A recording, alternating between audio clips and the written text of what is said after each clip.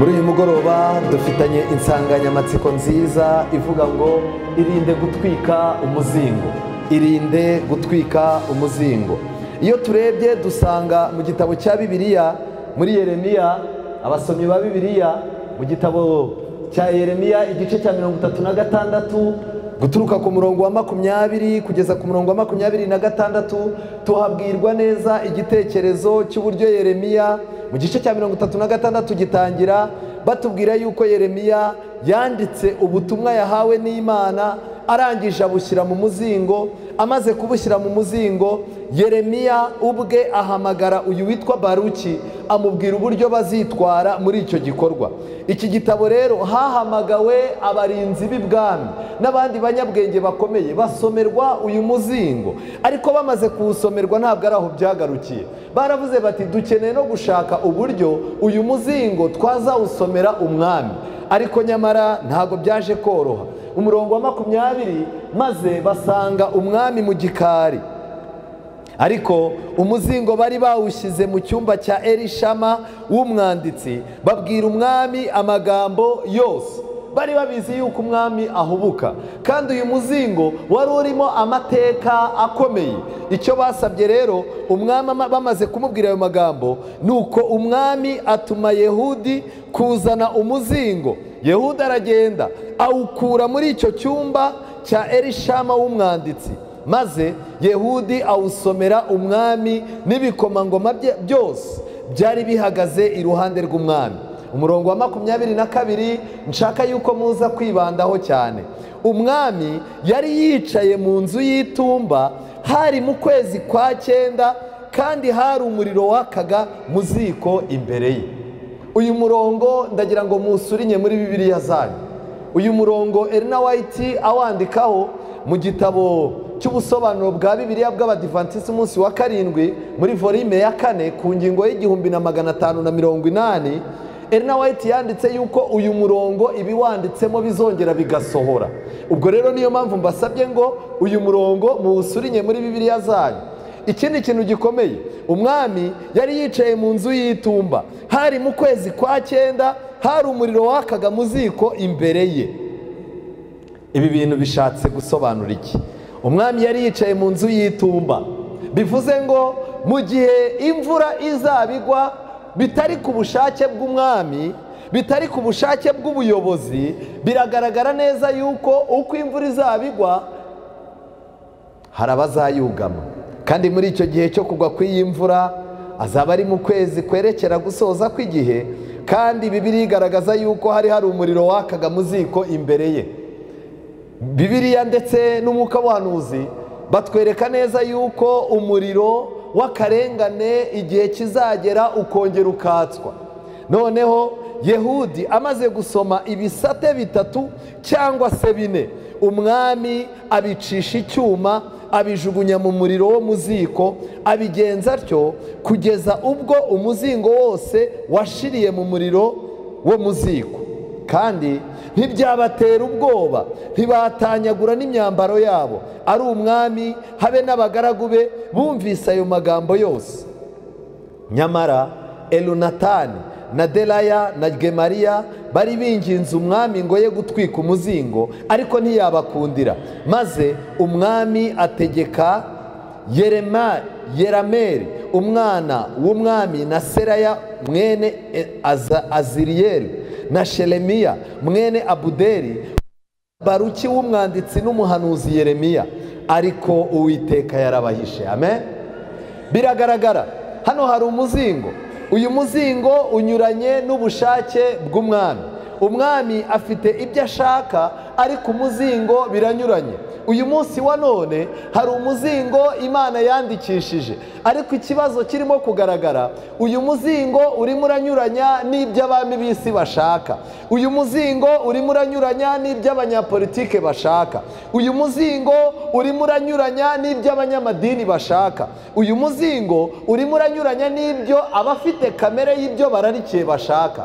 kubw'ibyo rero nubwo turimo gukoresha imbaraga ngo dusome uyu muzingo, vuba bidatinze bagiye gufata ibyuma bashwanyaguze uyu muzingo, kandi ibice by'ibyanditswe byera bibangamiye abantu, ibice bya Bibiliya bigiye bibangamiye abantu muri kamere zabo, bazaza bagenda bagica bakijugunya mu muriro.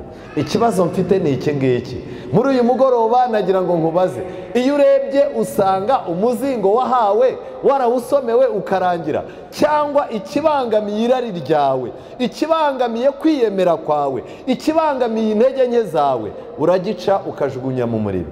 Aha muri iki gitabo cya Yeremiya batubwira byinshi, kandi Ellen White yanditse neza muri iki gitabo cy'abahanuzi n'abami paje 259 yaranditse ngo ni mutyo he kugira n'umwe wanga gucyahirwa ikibi yakoze, cyangwa ngo ashinje abagaragu b'Imana no kuba abanyamwete cyane mu gushishikarira kweza itorero mu migirire mibi. Ibi bintu bishatse kuvuga iki? Ellen White yabyandikiye iki? Ni mutyo he kugira n'umwe wanga gucyahirwa ikibi yakoze. Uyu munsi wa none abantu benshi ntabwo barimo gushaka gucyahwa, abantu ntabwo bashaka kubwirwa intege nke zabo. Iyo Bibiliya ibumbuwe imbere y'abanyamashuri, iyo Bibiliya ibumbuwe imbere y'abantu bashaka kuvuga rikijyana, usanga amasomo ababangamiye batayashaka, ndetse biragaragara yuko abantu batagishaka inama zikomoka mu byanditswe byera. Ndetse ahangahe nawe yaranditse ngo Imana yanga icyaha, irahamagarira abavuga ko bakurikiza amategeko yayo kwitandukanya n'icyaha cyose. Muri iki gihe kwirengagiza, kwihana no kumvira bivuye ku mutima bizazanira abagabo n'abagore ingaruka zikomeye nk'izageze kuri Isiraheli ya kera. Ingaruka zikomeye zo kwanga umuburo utangwa n'ibyanditswe byera bigiye kugera ku bagabo n'abagore. Nshuti zanjye, muri uyu mugoroba ndabararitse cyane kugira ngo iki ijambo ry'Imana ririmo kugusaba, icyo Imana irimo kugusaba mu ijambo ryayo, icyo umwuka w'Imana arimo kukubwirira mu masengesho, witoze kucyumvira, kuko abantu benshi bagiye gusitara ku byanditswe byera kandi ntago bazarokoka na hato. Ellen White yarakomeje arandika ngo hari urugero ntarengwa rugerwaho aho ibihano by'Uwiteka bidashobora guhagarikwa namba. Guhinduka umusaka kwa Yerusalemu mu gihe cya Yeremiya ni umuburo ukomeye kuri Isiraheli yo muri iki gihe. Yeremiya amaze kubyandika, Imana yarabirebye isanga ibi bintu bizongera kubaho, irangije ishushanya ibyo bintu byabaye. Yerusalemu yanze umuburo wa Yeremiya urayigaruka kandi bajyanwa mu bunyagi Babuloni. Yerusalemu y'uyu munsi wa none nayo ishushanya itorero ry'Imana. Nibaramuka batumviye uyu muburo wo guha agaciro uyu muzingo witwa ibyanditswe byera, nta kabuza dufite abantu benshi bazerekera i Babuloni kandi ari abanyagi. Ikintu kigaragara hano, Yeremiya uyu muburo yatanze ni umuburo ukomeye kuri Isiraheli yo muri iki gihe, ko inama n'imiburo bahawe binyujijwe mu bikoresho byayo yitoranyirije bidashobora kwirengagizwa nta gihano gitanzwe. Hari ibihano Imana yagennye bigomba guherekeza abantu bagenda barwanya ibyanditswe byera, abantu badashaka ko ijambo ry'Imana ritangazwa, abaribuza gutambuka, abagambirira yuko ryacurikwa, n'abumva ijambo ry'Imana ryabaryohera ari uko hari ibice bimwe na bimwe bikuwemo. Aba bantu bafite umuvumo ugomba kubagenda inyuma, umuvumo ugomba kugenda inyuma. Inshuti yanjye, muvandimwe, mwene data, ndakwinginze guturuka ku isomo ryo mu itangiriro rivuga ngo mbere na mbere Imana, kugeza ku isomo risoza igitabo cy'ibyahishuwe rivuga ngo amen, reka ayo magambo yose akorere muri wowe. Ibyanditswe byera bifite akamaro gakomeye. Mu gitabo cy'intambara ikomeye paje 138 harimo igitekerezo cy'umugabo udasanzwe witwa Thomas Munzeri. Uyu Thomas Munzeri wari umuntu ushishikaye kurusha abandi mu bwaka. Uyu mugabo yakoze umurimo udasanzwe wo kuyobya abantu no kubakura kuri Bibiliya mu gihe cy'ubugorozi, kandi umwuka wayoboye uyu mugabo witwa Thomas Munzeri, uyu mwuka niwo mwuka urimo kuyobora ababwiriza benshi, niwo mwuka urimo kuyobora abanyamasengesho benshi, kandi uyu mwuka niwo urimo kuyobora abanyamadini benshi. Uyu mugabo Thomas Munzeri aratangaje, yari umuntu ufite ubushobozi butangaje bwajyaga kuba bwaramushoboje gukora ibyiza iyo buza gukoreshwa neza, ariko ntiyari yarize amahame y'ibanze y'idini nyakuri. Ikindi, nk'uko abandi babigenzaga, yari yaratwawe n'icyifuzo cyo kuvugurura isi. Yifuzaga kuvugurura isi kandi maze yibagirwa ko ubugorozi, ivugururwa bukwiriye gutangirira kuri we ubwe. Dufite abantu benshi bakoresha imbaraga zabo bakazenguruka, bakajya kuririmba mu makorari, bakajya kubwiriza, bagakora amateraniro, ariko iyo bavuye muri ibyo byose, Imana ibabwira amagambo avuga ngo mwana wanjye, mu mutima wawe. Ivugurura, ububyutse bukomeye ni ukuba Imana yakorera muri wowe ku giti cyawe mbere y'uko wiruka ujya kuvugurura abandi. Uyu mugabo rero ibi ntabwo yari azi agaciro kabyo. Yari afite inyota yo kubona umwanya wo hejuru no kwemerwa mu bantu, kandi ntiyifuzaga kuba uwa kabiri ku muntu uwo ari we wese, ndetse no kuri ruteri. Yashakaga kuba umwanya wo hejuru, ibyo akoze akaba umusitari. Ubu abantu barimo barashaka kuba abasitari mu bintu by'Imana. Abantu barashaka kuba abasitari mu kubwiriza, barashaka kuba abasitari mu gusenga, abantu barashaka kuba abasitari mu kuririmba, abantu barashaka kuba abasitari mu kuyobora umukumbi w'Imana, kugeza ubwo umuntu ashobora kuvuga ngo ni njye njyenyine, nta wundi, nta n'uzabaho. Iki ni ikimenyetso kiranga abaka. Uyu mugabo Thomas Munzeri kandi yavuze ko mu gufata ubutware bwa papa bakabusimbuza ubw'ibyanditswe, abagorozi babaga bari gushinga ubundi bupapa. Inyigisho y'ikinyoma ikomeye, kurwanya ubupapa ugashyigikira inyigisho y'ibyanditswe byera ngo kwari ukubaka ubundi bupapa. Ariko icyo yari agendereye ni ikihe? We ubwe yivugiraga ko yatumwe n'Imana kugira ngo atangize ubugorozi nyakuri. Thomas Munzeri yaravuze ati, umuntu ufite uyu mwuka afite ukwizera nyakuri, nubwo mu mibereho yatabona ibyanditswe byera na rimwe. Uburozi bukomeye burimo gutangwa muri ino minsi. We yaravuze ngo umuntu ushyushye nk'uko mumbona nshyushye, ubwiriza nk'uko mbwiriza, akaba akunzwe n'abantu nk'uko nkunzwe n'abantu, niyo atabona umwanya wo gusoma Bibiliya nta kintu bitwaye, aba afite kwizera nyakuri. Ngiki ikibazo gikomeye cyane muri iki gitabo cy'intambara ikomeye. Kandi barakomeje kuri paje 138 barandika ngo abigisha b'abaka bemeye kuyoborwa bishingiye ku marangamutima, bagafata ko igitekerezo cyose kibajemo n'imbaraga ibahata byose ari ijwi ry'Imana. Niyo mpamvu bagendaga bakagera kure birenze urugero. Bamwe muri bo bageze ubwo batwika Bibiliya zabo bavuga ngo inyuguti iricisha. Kagire ikintu mbabwira, ngire ikintu mbabwira. Iri jambo ryitwa inyuguti iricisha, hashize imyaka irenga 7 mbyumvise mu matwi yanjye rivugwa n'ababwiriza b'abahanga bakundwaga n'abantu, bavuga yuko nta muntu ukwiye kugendera ku nyuguti. Ariko murebe ibintu bitangaje, ni ijambo ryazanywe na Thomas Munzeri mu gitabo cy'intambara ikomeye. Abantu b'uyu munsi rero wa none ntago bashaka inyuguti, abantu ntibashaka ibyanditswe byera, barashaka kuririmba indirimbo zidakomoka muri Bibiliya, barashaka kubwiriza ibibwirizwa byiza bidakomotse muri Bibiliya, barashaka guhabwa amasezerano aryoshye adakomoka muri Bibiliya.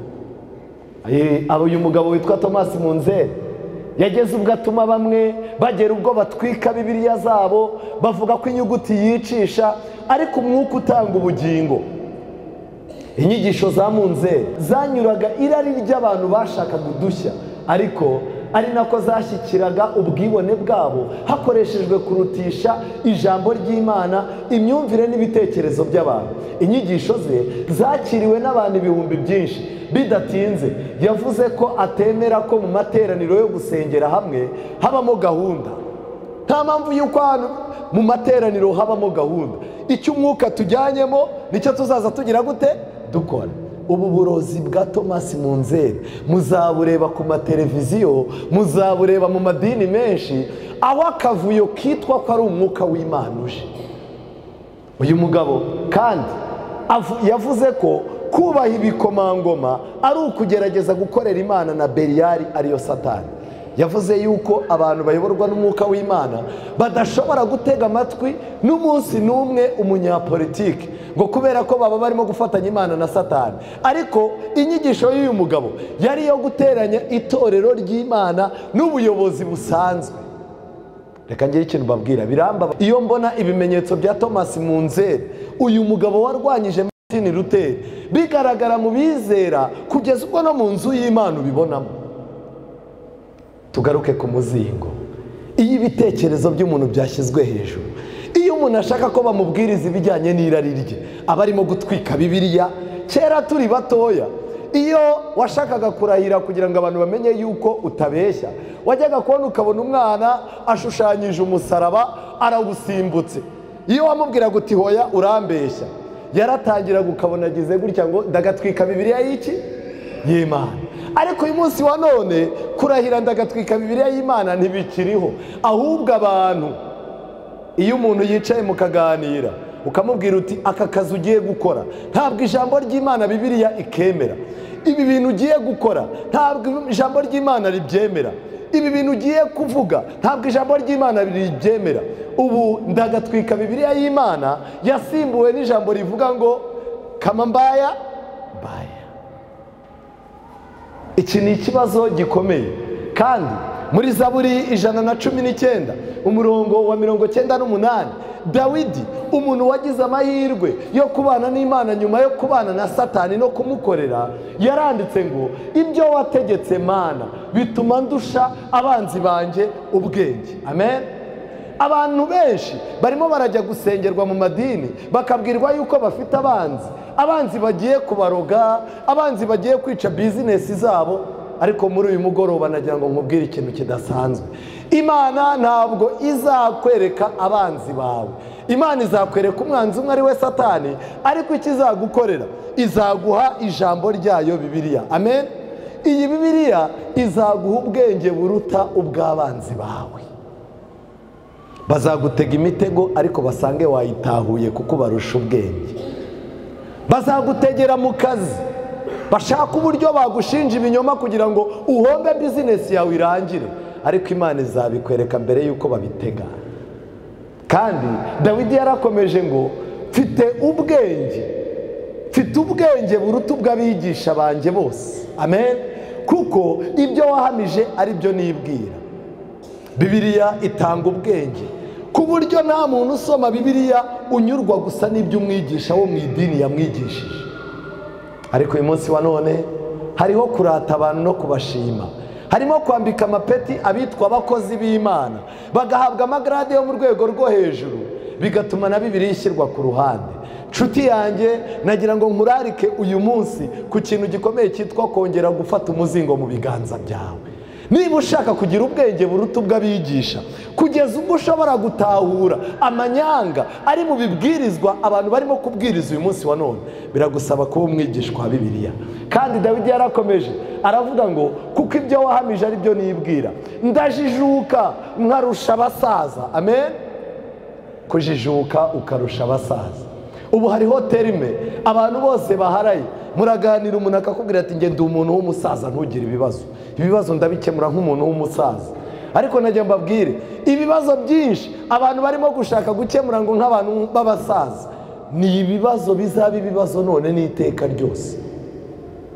Ariko umuntu wabonye umwanya wa Bibiliya ahinduka umusaza nyakuri, arajijuka, Imana iramujijura akarusha baki abasaza. Niyo mpamvu abamaze kumenya ijambo ry'Imana, abo Imana yazanye mu nzu yayo mu itorero ry'ukuri, uzasanga urimo kugira papa wawe inama, uzasanga ugira mama wawe inama, uzasanga abasaza baguhamagara bati twerekere ko tubone isi yaducanze.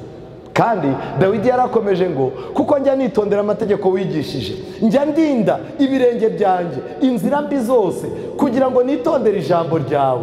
Umurongo wa 102, simva mu mateka yawe kuko ari wowe wanyigishije. Amen. Iyo wigishijwe n'abantu ukinjira mu idini, hari igihe bigucanga wa muntu yazagwa nawe ukarisohokamo. Ariko iyo wigishijwe n'Imana ntibishoboka, ntushobora kuva mu mateka y'Imana. nabakangurira uyu mugoroba gufata ibyanditswe byera nk'inshuti nyakuri, umwigisha mukuru. Nabakangurira gusoma Bibiliya nk'umuhumuriza mukuru, nk'igitabo gifite ubushobozi. Zaburi 119:147, njya nzinduka, amen, Bibiliya iryoha ryari, njya nzinduka umuseke utaratambika ngataka, amen.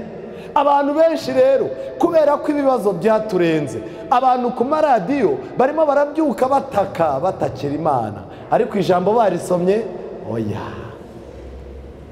Mbere yuko mu museke muzinduka mutaka, nimubanze mufate ijambo ry'Imana. Kandi Bibiliya irakomeza ngo amagambo yawe niyo niringira. Umurongo wa 148, amaso yanjye abanziriza ibicuku kugira ngo nibwirire ibyo ijambo ry'Imana rivuga. Bivuze ngo mu gitondo yabanje yiga ibyanditswe, arangije arasenga. Nimugoroba mu gicuku, uko Kigali yakunanira uko ariko kose, jya wirinda kongera gufatanya amaso utarebye muri iri jambo. Ni intambara ikomeye, ariko Imana izayibatsindira. Ikindi kintu gikomeye ahangaha nagira ngo mbabwire, mu gitabo cy'intambara ikomeye paje 199, iki gitabo muzakomeze kukizana, tuzagikuramo byinshi.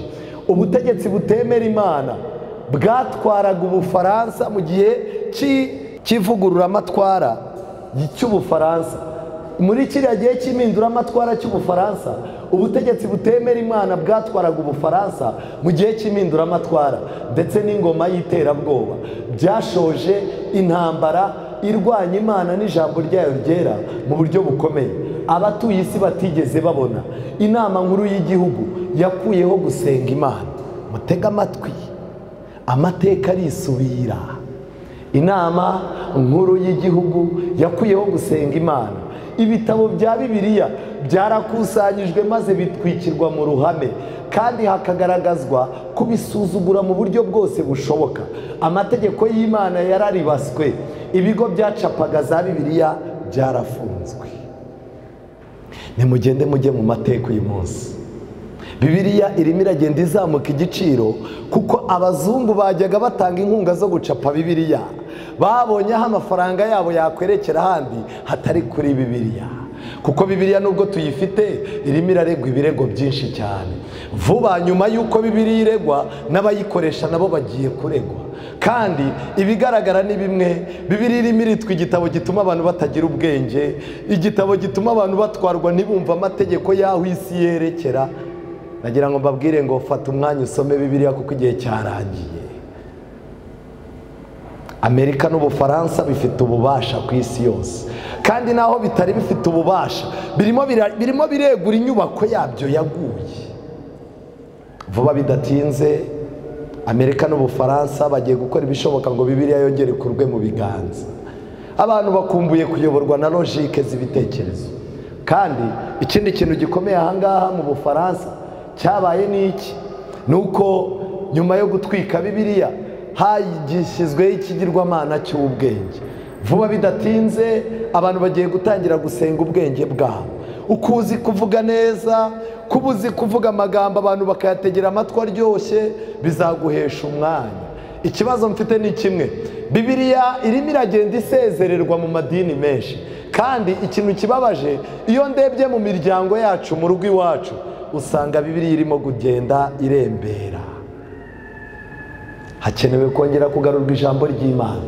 Amosi igice cya 8 umurongo wa 11, Bibiliya yaranditse ngo dore iminsi izaza, ni ku Uwiteka Imana ivuga, nzateza inzara mu gihugu. Ntabwo izaba ari inzara y'ibyo kurya cyangwa inyota yo gushaka amazi, kuko tugeze ku rwego runini rwo guhiga umutsima. Urahura n'umuntu akakubwira ati mba nagiye gushaka umugati wa kibwa. Ibigendanye no gushaka iposho, ibigendanye no gushaka icyo kurya, dusigaye tubikora. Iyo dushakishije ibyo kurya ukuri bikanga, dukoresha ikinyoma, ariko ntawe utaha atabonye ibyo arya. Imana igiye guteza inzara. Inzara itazaba ari ibyo kurya kuko murabihunitse, mufite amakonte aremereye. Itazaba ari ibyo kunywa kuko muzi kwiyaranje, ahubwo izaba ari iyo kumva amagambo y'Uwiteka. Kandi bazajarajara bava ku nyanja imwe bajya ku yindi, kandi bazava ikasikasi bajya iburasirazuba, bazakubita hirya no hino bashaka ijambo ry'Uwiteka, be kugira gute? Be kuribona. Ni bande iyi nzara izamerera nabi cyane kurusha abandi? Umurongo wa 13, uwo munsi inkumi nziza n'abasore bazicwa n'inyota.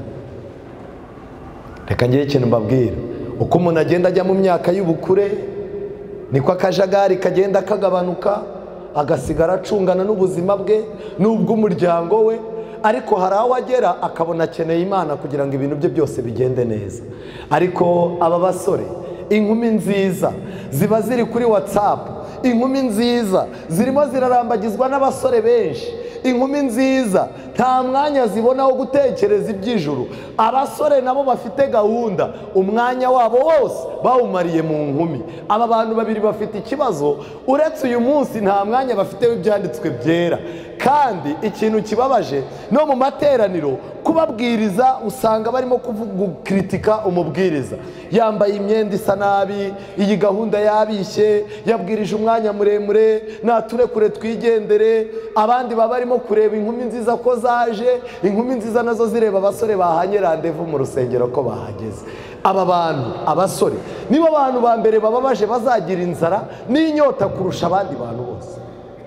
Imana ibagenderere kugira ngo ibatere inzara n'inyota byo kuyishaka hakiri kare. Kandi ikintu kigaragara nuko mu gitabo cy'Intambara Ikomeye batubwira abitwa abawaredensi n'abavoduwa.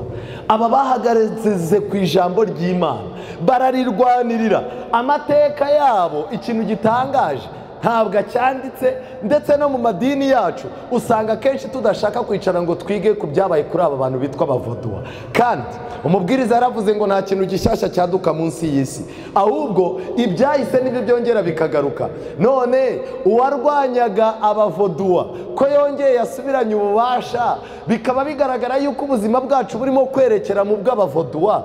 Mufite myiteguro ki?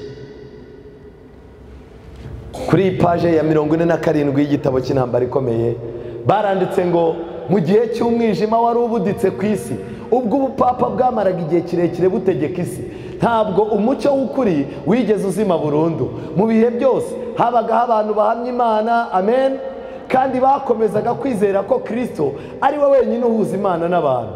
Aba bantu bakomezaga kugira Bibiliya umugenga w'imibereho yabo, kandi bakubahiriza isabato nyakuri, amen. Muri iki gihe isabato yari yaraciwe, Bibiliya yarahizwe ngo icibwe, hari ishyanga, hari itsinda ritoya ryabaga mu bihanamanga isi itashakaga, ariko ijuru ryari rihagazeho. Iri tsinda ryakomeje kubahiriza isabato n'amategeko y'Imana. Ntabwo abari kuzakurikiraho bari kuzigera bamenya ibyiza byinshi abatuye isi bakesha abo bantu. Abantu babitaga abahakanyi. Vuba bidatinze abitwaga abahakanyi mu mwaka ushize mu kwezi kwa 10 basinye yuko ubu protestani burangiye, bivuze ngo ntago bakiri abahakanyi. Biragaragara yuko hari idini rimwe, itsinda ritoya ridafite abayoboke benshi, rihakana ibintu abandi bemeje. Iryo tsinda rigiye kongera guhabwa izina ryitwa abahakanyi. Kandi bararwanywaga, barwanyaga imigambi yabo, baneguraga imyitwarire yabo, ganyaga ibyo banditse. Nta torero na rimwe rifite ibitabo byinshi, yaba iby'ubuzima, yaba iby'umutungo, yaba iby'ubuhanuzi, yaba iby'amateka nk'iri torero ryacu. Kandi vuba bidatinze ibintu byinshi byanditswe bizazimangana, kandi bakabisobanura uko bitari, cyangwa bakabikuramo iby'ingenzi. Naka kajambo nashakaga. Vuba bidatinze ibintu byari iby'ingenzi byatumaga dutandukana n'abandi bigiye kugenda bisosorwa mu mugabane w'ibyo twizeraga. Kandi vuba bidatinze abantu bagiye guhabwa ibyo bazaza bigisha bitabangamira abantu, bituma abantu bose bagendera icyarimwe. Nta gihe kinini kirimo ubu buhanuzi bugasohora. Nyamara aba bantu b'Imana bakomeje gushikama, maze uko ibihe bihaye ibindi bagumanaga kwizera kwabo kuzima, bakagufata nk'umurage utunganye uzigamiwe abo mu bisekuru bizakurikiraho. Amateka y'abantu b'Imana yo mu gihe cy'umwijima cyamaze imyaka magana menshi, ubwo Abanyaroma bari bafite ubutegetsi, yanditswe mu ijuru, nyamara mu nyandiko z'abantu wayasanga ahantu hakeya. Kandi naho hantu ni hehese. Udusigisigi tw'amateka avuga iby'imibereho y'aba bantu ni duke cyane, keretse urebeye mu birego by'ababatotezaga. Amateka y'Abavoduwa nasigaye makeya, yanditse mu bitabo by'i Roma nabyo bigihishwe. Ariko reka ngire ikintu mbabwira, mufite myiteguro ki? Dufite myiteguro ki ko igihe kirimo kudusiga, kandi wareba uko twagomba kuba duhagaze ukabona atari ko duhagaze? Ijambo ry'Imana ritanga umuburo ukomeye. Reka twerekere mu gitabo cy'Umugenzi.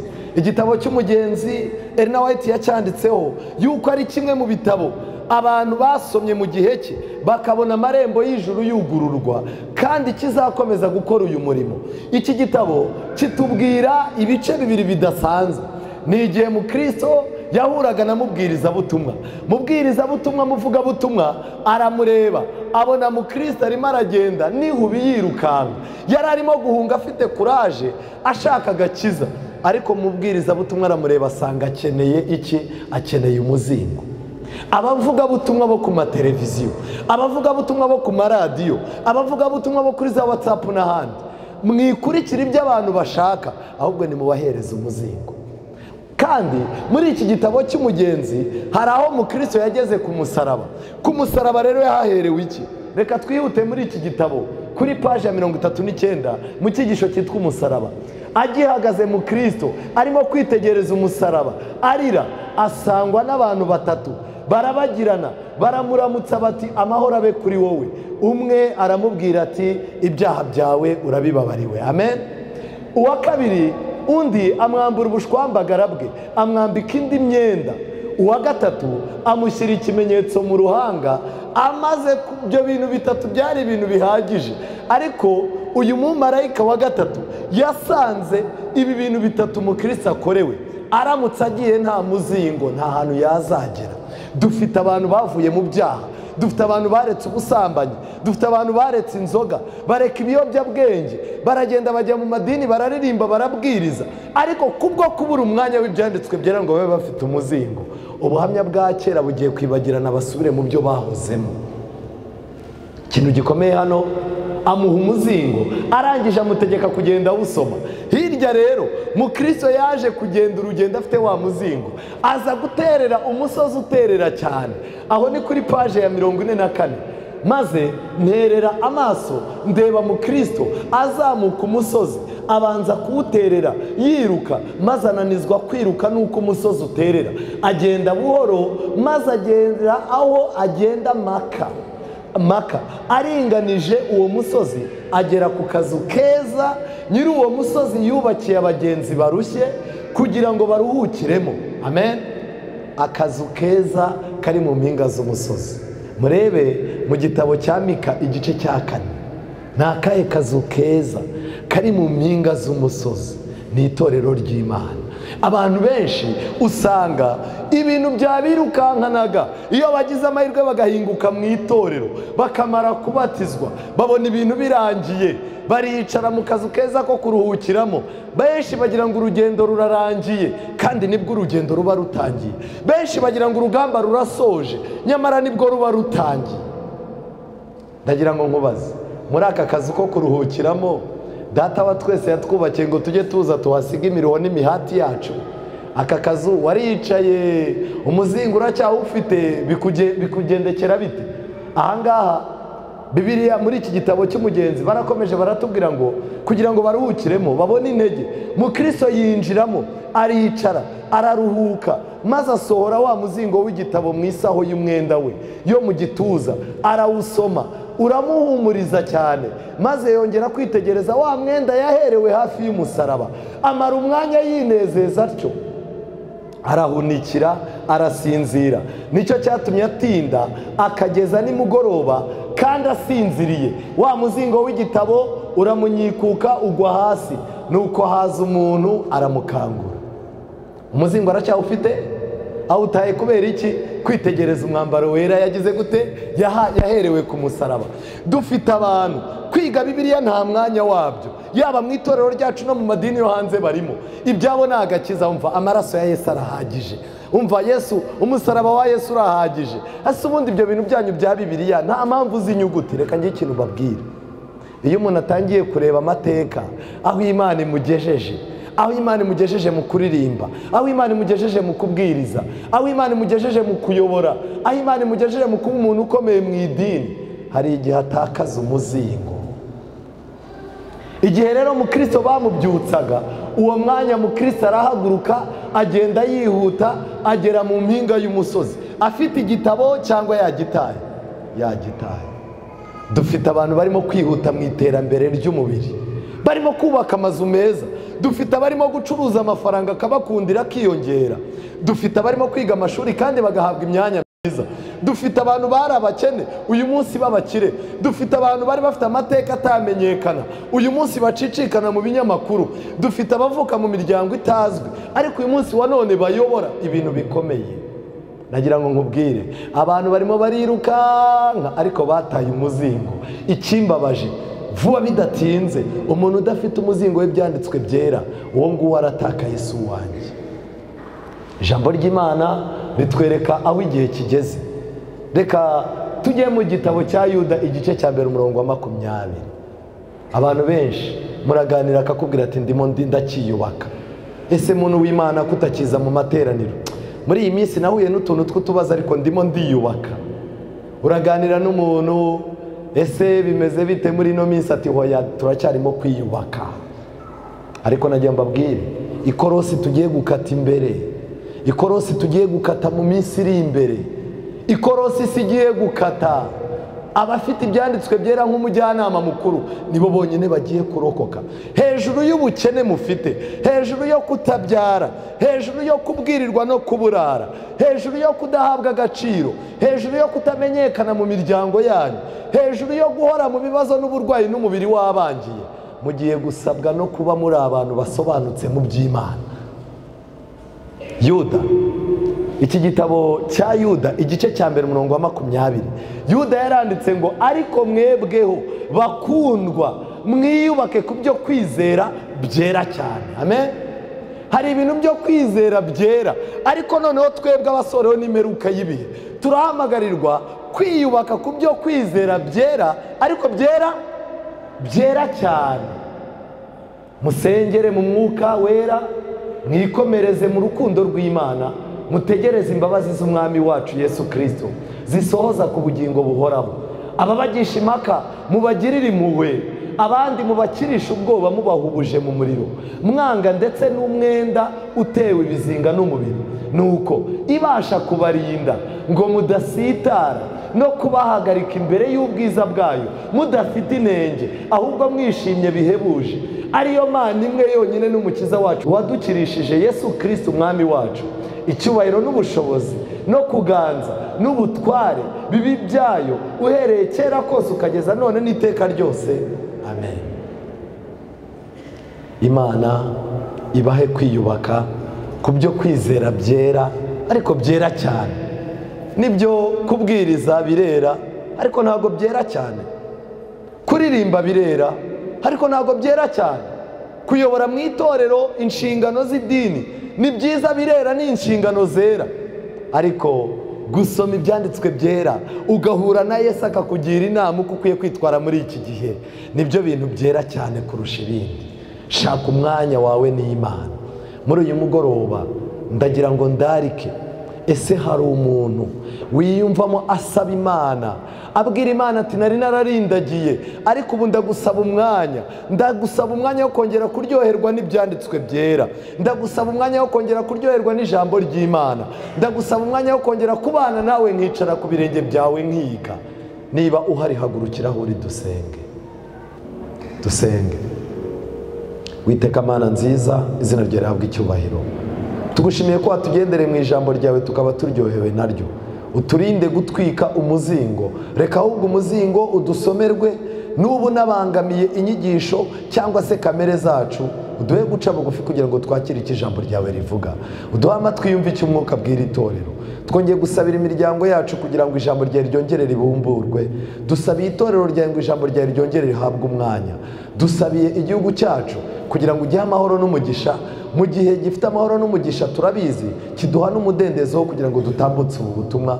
Ubuyobozi bw'iki gihugu buha umugisha, kandi ubuyobozi bw'itorero ryacu buha umugisha. Ubwo twifuza kwiga iri jambo ryawe, turabizi neza ko ibihe biri imbere bitwereka yuko iri jambo rigiye guteshwa agaciro kandi rigakurwa mu bantu.